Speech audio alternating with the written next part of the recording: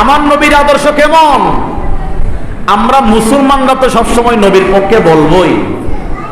আমেরিকার একজন লেখক মাইকেল এইচ হার্ট, উনি একটি বই লিখেছেন দ্য 100। ওই বইয়ের মধ্যে তিনি 100 জন বিশ্ববিখ্যাত দার্শনিক, বৈজ্ঞানিক, রাষ্ট্রপ্রধান, ভালো ভালো মানুষের জীবনী নোট করেছেন।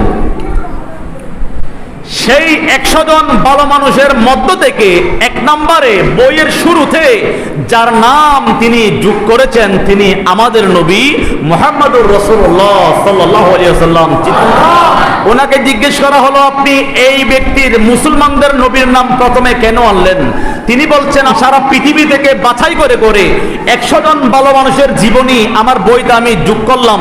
এই 100 জন ভালো মানুষের মধ্য থেকে যিনি সবচেয়ে বেশি ভালো, যার মধ্যে নীতি রয়েছে, যার মধ্যে নৈতিকতা রয়েছে, যিনি পৃথিবীর মানুষকে আইন, কানুন, নীতি, নৈতিকতা শিক্ষা দিয়েছেন, তিনি হচ্ছেন একমাত্র মুসলমানদের নবী মুহাম্মদুর রাসূলুল্লাহ সাল্লাল্লাহু আলাইহি ওয়াসাল্লাম। জোরে বলুন সুবহানাল্লাহ। আমরা নিজেদেরকে মুসলিম দাবি করি। মুসলিম কাকে বলে?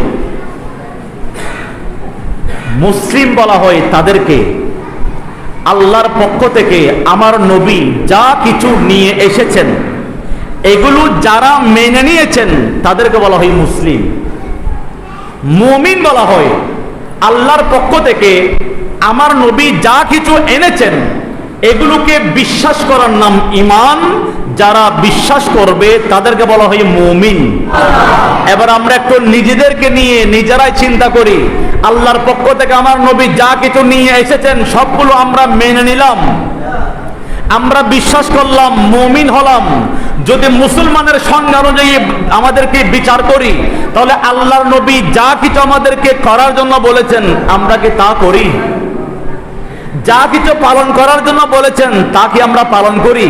তার মানে কি আমরা নিজেদেরকে মুসলিম দাবি করি, ঠিক আছে, এখনো পর্যন্ত আমরা পরিপূর্ণ মুসলিম হতে পারি নাই, ঠিক কিনা বলেন? আজকে আমরা মিলাদুন নবী করি, কেন করি?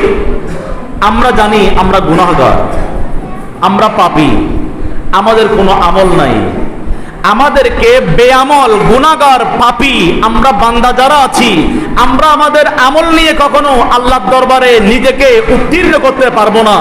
আল্লাহর দরবারে আমরা নিজেদেরকে সামনে পেশ করতে পারবো না। কিন্তু আমাদের পাশে যদি আমাদের দয়াল নবী থাকে, আমার নবী যদি একটু করে আমাদের জন্য সুপারিশ করে দেয়, এটাই হবে আমাদের জন্য নাজাতের উসিলা।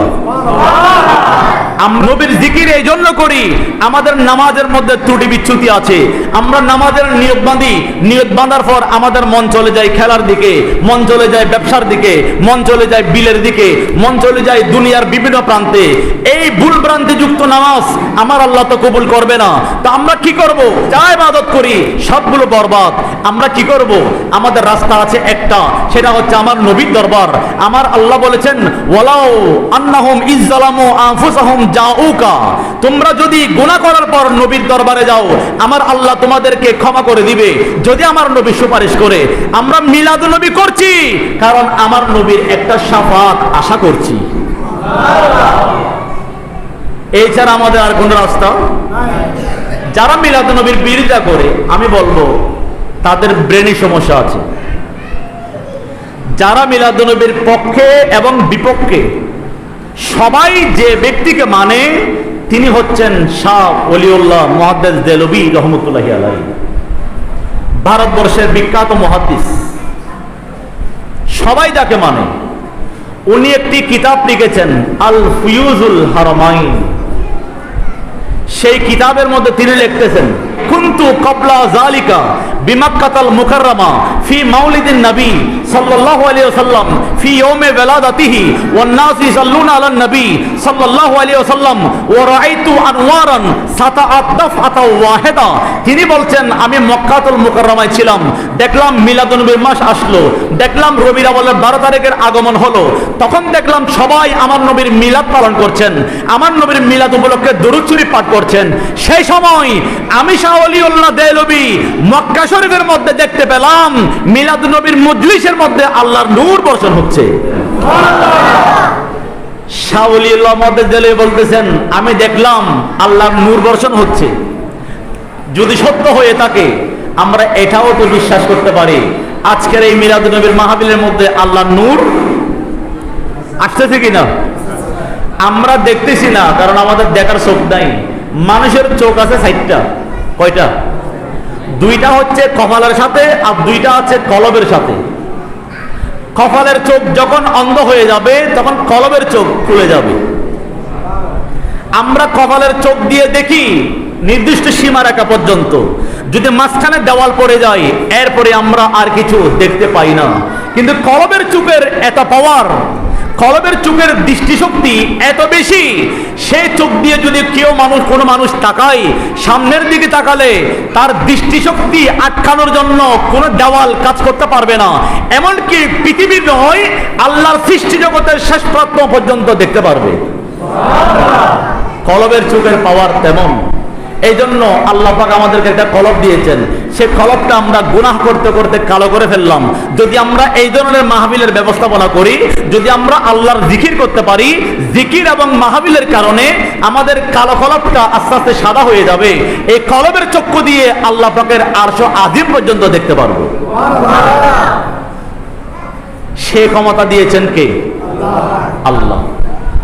আজকে আমরা মিলাদ পালন করতেছি কারণ এখানে আল্লাহর রহমত আছে। আছে কি নেই? আমরা মিলাদুল মাহফিলে এসে শুধু আমার নবীকে আমরা স্মরণ করলে হবে না, অনুসরণ করতে হবে। ঠিক কিনা বলেন?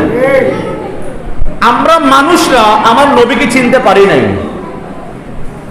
অথচ চতুষ্পদ জন্তু গাছপালা পর্যন্ত আমার নবীকে চিনতে পেরেছেন। পরে বলুন সুবহানাল্লাহ। কিতাবের নাম শাওয়াহিদুন নবুওয়াত, লিখেছেন আল্লামা আব্দুর রহমান জামি রহমতুল্লাহি আলাইহি। উনি লিখতেছেন, আমার নবী হিজরতের সময় যখন সিদ্দিক আকবরকে সাথে নিয়ে মক্কা থেকে মদিনাতুল মুনাওয়ারার দিকে সফর শুরু করলেন, কিছু দূর যাওয়ার পর রাত হয়ে গেল। ওই রাতের মধ্যে আমার নবী এবং ওনার সফর সঙ্গীকে নিয়ে একজন মহিলার বাড়িতে উঠলেন, নাম তার উম্মে মাবাত। নাম কি বলল? উম্মে মাবাত। উম্মে মাবাত বলতেছেন, আমার একজন খালাতো বোন ছিল, নাম তার হিন্দ। ওনার ঘরে আমার নবী তশরিফ ফরমালেন। যখন গভীর রাত হলো তখন আমার নবী বললেন, হে ঘরের সদস্যরা, আমাকে একটু পানি দাও, আমি একটু পানি পান করব। আমার নবী পানি নিলেন, সেই পানি নিয়ে আমার নবী একটু করে পান করলেন। এরপর আর একটু পানি তিনি কুলি করে বাইরে নিক্ষেপ করলেন। আমার নবীর মুখের কুলির পানিগুলো গিয়ে পড়লো একটি গাছের উপর। সকাল হয়ে গেল, সবাই ঘুম গেল, ঘুম থেকে জাগ্রত হলো।